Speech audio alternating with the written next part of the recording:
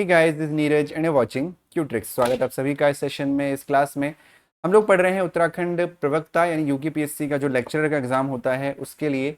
और उसमें हम लोग मैथ्स पढ़ रहे हैं क्योंकि जो हमारा जीआईटी वाला सेक्शन है, जनरल एप्टीट्यूड टेस्ट वाला सेक्शन है, उसमें क्वांटिटेटिव एप्टीट्यूड या फॉर्मली मैथ्स भी उसको कई लोग कहते हैं, तो वो आती है। ठीक है, तो उसमें हम लोगों ने अभी तक परसेंटेज पढ़ा है, प्रॉफिट लॉस की कल एक क्लास पढ़ी थी, और आज हम लोग प्रॉफिट लॉस का सेकंड पार्ट पढ़ेंगे जिसमें कुछ अच्छे क्वेश्चंस होंगे और कुछ नए टाइप के क्वेश्चंस होंगे। आज की क्लास छोटी होने वाली है, बहुत बड़ी नहीं होगी, 10 से 15 मिनट की क्लास होगी क्योंकि कुछ इंटरेस्टिंग से क्वेश्चंस हैं, सिर्फ वही मैं कराऊंगा आपको।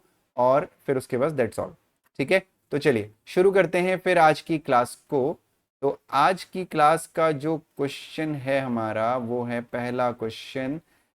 The cost price of 36 articles is equal to the selling price of the 30 articles, the gain percentage is. 36 चीजों की लागत मूल्य 30 चीजों के विक्रय मूल्य के बराबर है। लेखों की या चीजों की एक ही बात है। लाभ प्रतिशत ज्ञात करिए। ठीक है, अब अगर ऐसा क्वेश्चन आपके सामने आता है कि कुछ चीजों का विक्रय मूल्य कुछ चीजों के क्रय मूल्य के बराबर है, तो उस केस में आपको क्या करना है? सबसे पहले तो आपको फॉर्मूला पता होना चाहिए। ठीक है, आपको ये पता होना चाहिए कि जो कॉस्ट प्राइस है वो हमेशा 100% होता है, ये आपको पता होना चाहिए। बाकी सेलिंग प्राइस का कंसेप्ट मैंने आपको बताया हुआ है कि जितना बढ़ेगा जितना कम होगा उसके हिसाब से हम लोग लॉस या प्रॉफिट निकाल लेते हैं। तो देखिए, the cost price of 36 article, तो यहाँ पे आप लिखिए CP of 36 is equal to SP of 30।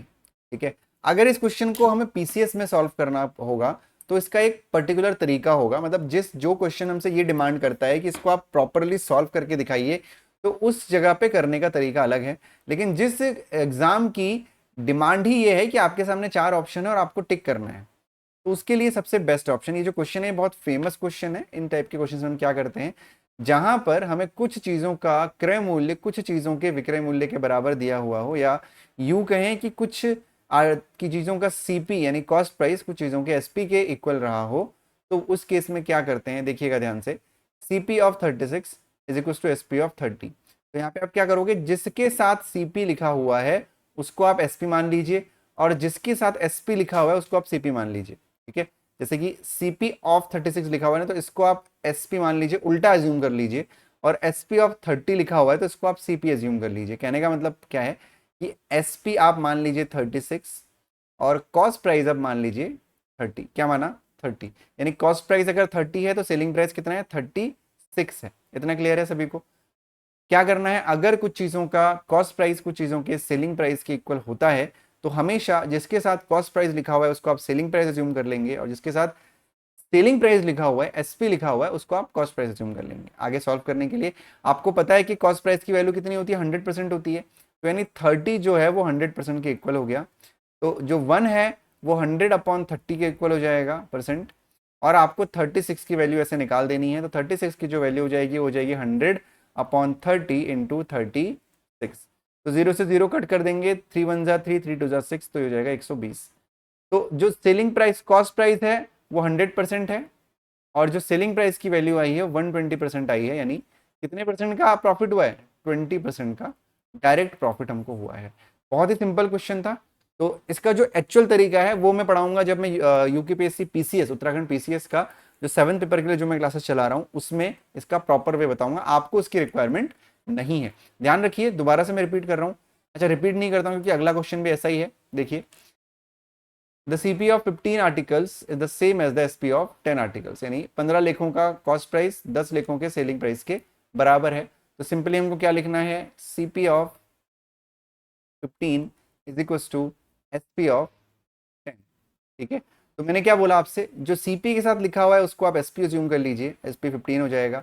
और जो एसपी के साथ लिखा हुआ है उसको सीपी एज्यूम कर लीजिए, यानी सीपी 10 हो जाएगा। आपको पता है कि जो सीपी होता है वो 100% होता है, तो यानी 10 की वैल्यू हो गई 100%। ठीक है, और आपको 1 की वैल्यू आपकी कितनी हो जाएगी? 100/10%।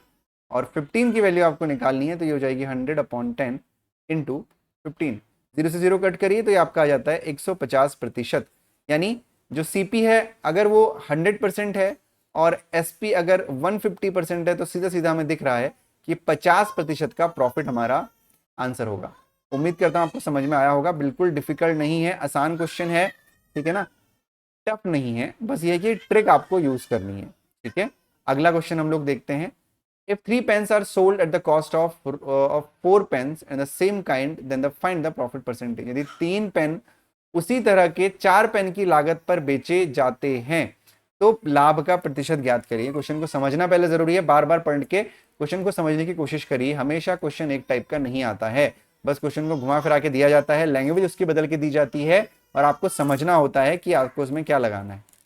If 3 pens are sold at the cost price of 4 pen, तो बेसिकली ये क्वेश्चन वही है जो पहले हमने किया हुआ है, लेकिन लैंग्वेज यहाँ पे बदल गई है।